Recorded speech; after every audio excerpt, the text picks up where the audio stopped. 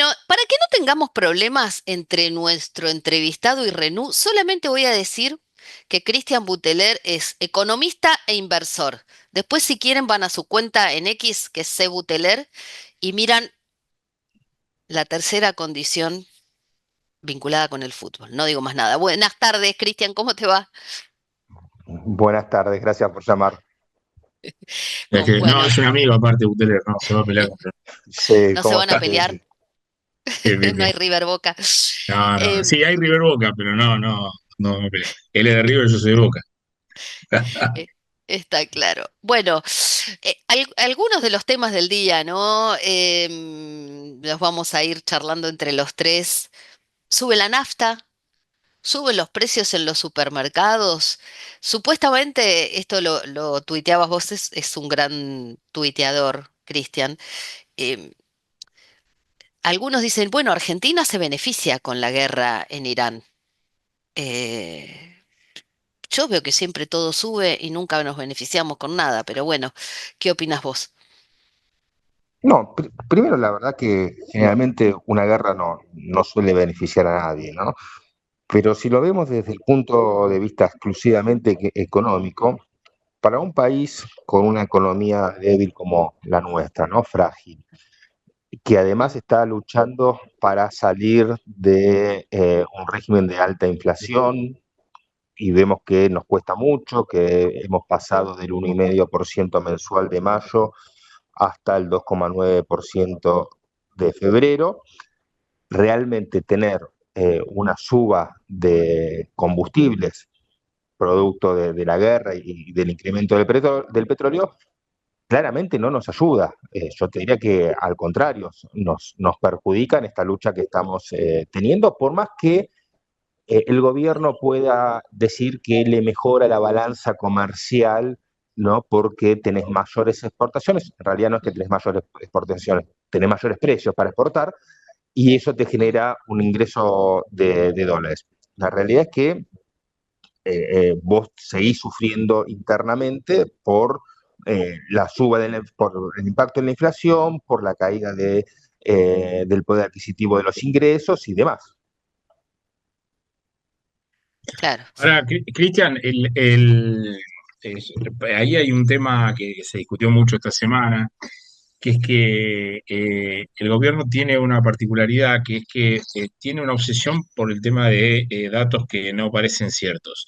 Hubo dos hechos muy puntuales. Uno fue con el tema de inflación mayorista, que también salió esta semana, en el cual el gobierno hace una lectura de que la inflación está en descenso, lo cual es raro en el contexto, donde ya tenemos 9 meses donde al menos no bajó. Y el otro es el tema de datos de empleo, que además el viernes pasado creo que hubo una especulación de Sturzenegger sobre unos datos, justo en la previa que se conociera lo que pasó ayer con el tema de desempleo. Eh, ¿Es preocupante eso en el sentido informativo para el inversor o es un dato menor o, o de otro estilo? No, es preocupante, principalmente porque, a ver, uno puede entender que los gobiernos necesiten generar un relato. Ahora, ese relato no Ujú, puede distanciarse mucho de la realidad.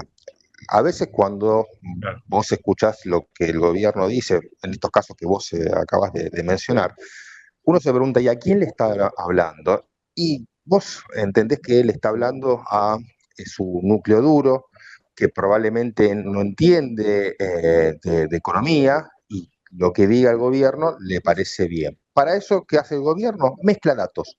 Mezcla algunos datos reales con otros que no lo son tanto y otros que directamente son mentira y armas ese relato. El problema es que los inversores también lo ven y los inversores Claro. entienden lo que está diciendo el gobierno, que no es real, ¿sí? Y eso te termina jugando en contra.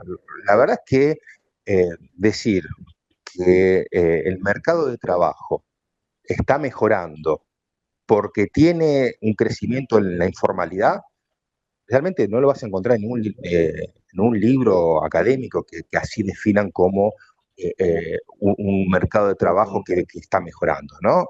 Al contrario, eso habla de un mercado de trabajo que está empeorando. Mm, Si a eso le sumás que tenés, como decía antes, pérdida de poder adquisitivo en los ingresos, empresas que cierran y demás, vos terminás preguntando de qué está hablando este señor. Y encima cuando salen los datos, a los pocos días salen los datos oficiales del propio gobierno, ves que es todo lo contrario de lo que dice, ¿no? O sea, porque él hablaba de un crecimiento en la cantidad de gente que tiene empleo, vas a los datos que salieron ayer, en realidad cayó. ¿Sí? Estás abajo del año pasado, estás abajo de lo que es el cuarto trimestre del 2023. Entonces, la realidad es que terminas preguntando, ¿de dónde sacan los datos para poder sostener este tipo de relato? Y como te decía antes, quien entiende de datos, quien mira un poco más el desagregado de lo que sale solamente en un título, termina jugándole en contra a lo que el gobierno quiere generar. Claro. Además, Claro. déjame hacer una más Sí, sí, que sí, sí. Eh, ahí yo estaba pensando que también hay que hacer desde los análisis alguna autocrítica, y me incluyo, porque en realidad esto pareciera el resultado de un proceso que ya se ve, o sea, el gobierno podía demorar con el relato la caída del empleo formal, como yo te diría, podría insistir en la baja de la pobreza, pero cuando vos ves semejante caída de la actividad en los sectores que forman el PBI, es muy difícil que la pobreza no se vea reflejada de manera creciente en los próximos datos. Digamos, hay como un proceso que se venía dando que era evidente que iba a terminar en desempleo y pobreza, ¿o no? Sí, y no solamente eso. Fíjate vos, cuando mirás, por ejemplo, el EMAE, ¿no? Que es el estimador mensual de la Sí, actividad económica, y vos ves cuáles son los rubros que empujan hacia arriba, ¿sí? El dato, y cuáles son los rubros que empujan hacia abajo, te vas a dar cuenta que lo que está sucediendo es que precisamente los rubros que no son mano de obra intensiva, al contrario, que capaz que son capital intensivo, son los que empujan hacia arriba. Y sin embargo, los que empujan hacia abajo, ¿sí? O sea, los que están en caída o que no pueden recuperar sus niveles del 2023, son los de mano de obra intensiva, ¿sí? Entonces, es claro, lógico que estos números te iban a terminar dando mal en el empleo, como decís vos, en la pobreza y demás.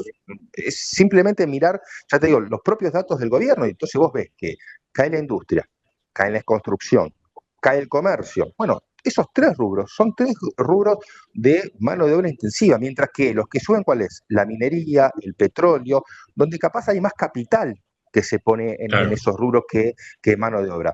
Y tampoco es cierto, porque también es algo que uno escucha del gobierno una y otra vez, que bueno, que si cierra un sector, la gente se traslada al otro y de esa manera se compensa y demás. Bueno, estamos viendo que eso no sucede y es lógico que no suceda, porque eso capaz podía pasar en el 1700, ¿no? Cuando se hablaba de esa teoría y demás. Hoy en día no es lo mismo un empleado de Tierra del Fuego que estaba ensamblando celulares o computadoras a un empleado petrolero, ¿sí? O sea, las especialidades son muy distintas y no te convertís rápidamente, no solamente por la distancia, olvidémonos de la migración, digamos, interna que tenés que tener, pero pensemos en las habilidades, en las capacidades que tienen que tener y vas a ver que no es algo que se pueda adquirir de la noche a la mañana. Claro. Estaba pensando en cuando hablabas del relato, ¿no? Y yo anoche me sorprendía viendo al presidente y a Juan Carlos de Pablo en el Palacio Libertad homenajeando a Adam Smith. Digo, ¿a quién le hablan? Estaba todo el gabinete, Patricia Bullrich tuiteó una foto abrazándolo. ¿A quién le hablan? Bueno, ese dato puntual, digamos, yo lo veo como algo más académico, ¿no? O sea, Mm. obviamente a la gente común no le llega, no le interesa, digamos, no le soluciona ninguno de los problemas y nada. Es algo más capaz académico y demás, y no tanto, digamos, sobre la economía real. No, pero por ejemplo el inversor, eso que lo sirve para decir, no, bueno, está bien, mirá, van por acá. Entonces esto es más sólido, les creo.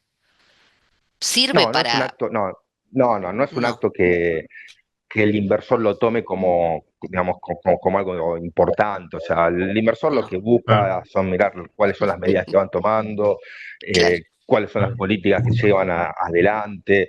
Y ya te Mm, digo, eso puede ser una mezcla entre un acto político y un acto académico, que poco tiene que ver con la economía real y con la mm, mirada de los inversores.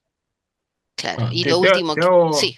sí, te hago una cortita. ¿Qué imaginas de inflación para los meses que vienen?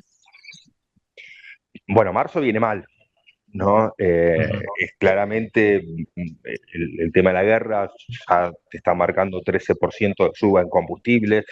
Eso generalmente te genera una segunda ronda de aumentos, o sea, aumentan los combustibles, eso se traslada después a distintos sectores que tienen como costo, digamos, como insumo, el combustible. Entonces, probablemente este mes vas a estar nuevamente en torno al 2,9-3%, y para adelante ujú, veremos. La realidad es que este año, como el año pasado fue electoral y pisaron algunos aumentos de tarifas, los tenían pensado hacer durante este año. Por eso dieron marcha atrás también con el nuevo índice, ¿no? Que registraba más el tema de el aumento de tarifa. Entonces, con esos aumentos que vos tenés Mm, proyectados y le sumamos ahora el tema de la guerra, bueno, realmente no hay argumentos que puedan sostener que para junio, julio, agosto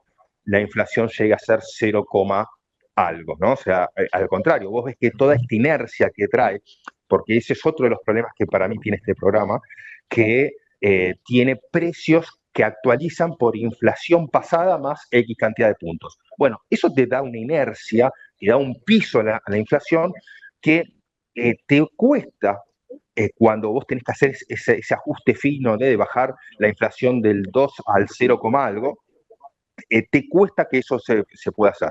Y realmente te complica llegar a ese objetivo. Entonces, la realidad es que yo veo que este año la inflación probablemente se mantenga en el orden del 30 al 40%, y vuelvo al mismo, todo dependerá también de cómo venga el tema externo, ¿no? O sea, si el tema de la guerra se complica y esto se sostiene y los mm. precios siguen aumentando, bueno, incluso hasta te podría llegar a dar más puntos de inflación.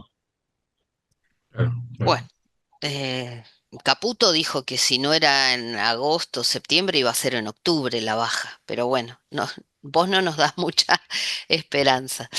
Hoy yo no Y tengo además hay que ver el argumentos para costo. poder agarrarme de eso. La verdad, yo hoy Claro. no veo digamos, que se vaya hacia ese lugar, porque lo que yo estoy viendo es que venimos acelerando la inflación, ¿sí? Y que para adelante no hay medidas que yo pueda ver me baje esa aceleración que tengo. O sea, que se mantenga o incluso hasta que podría llegar a subir. Bueno, Cristian Buteler, muchísimas gracias por conversar No, con Bien Argento. Gracias. por favor, gracias a ustedes y que tengan buenas tardes.